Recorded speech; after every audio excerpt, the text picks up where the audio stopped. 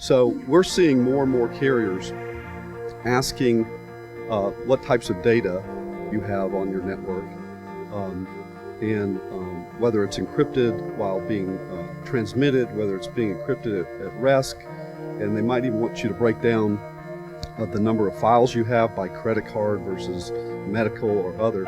And this is a general trend among underwriters to try and wrap their arms around how many files do you have and whether they're encrypted.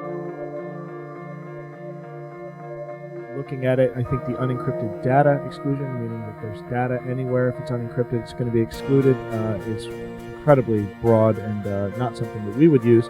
We do use at Beazley unencrypted device, so portable media, backup tapes.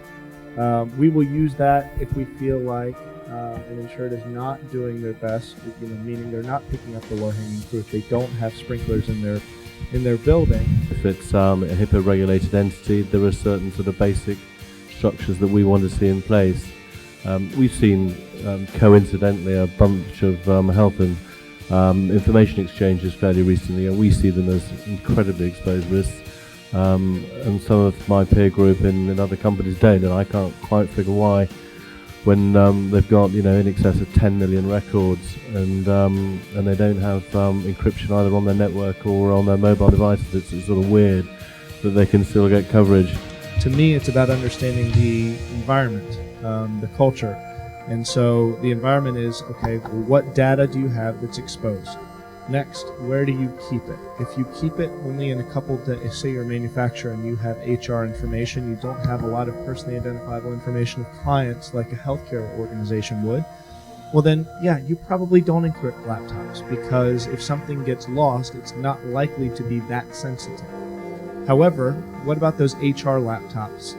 Do they have encryption procedures? Yes, they do. So when you answer the question, no, we don't encrypt all of our laptops, well, but the caveat is, where the sensitive information exists, we do encrypt it. It makes perfect sense to me, and I'm not going to throw out an exclusion under the policy. So I think it's really trying to understand the exposure, how you're trying to protect the exposure, and then we'll take on the risk or not.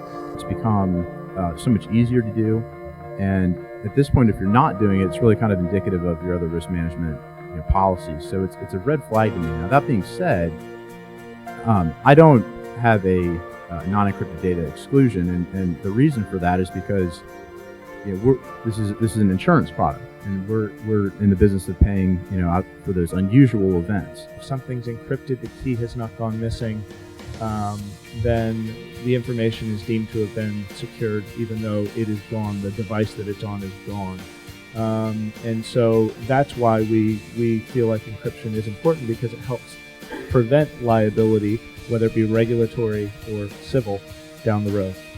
It's just really about the only practical solution out there for these risks.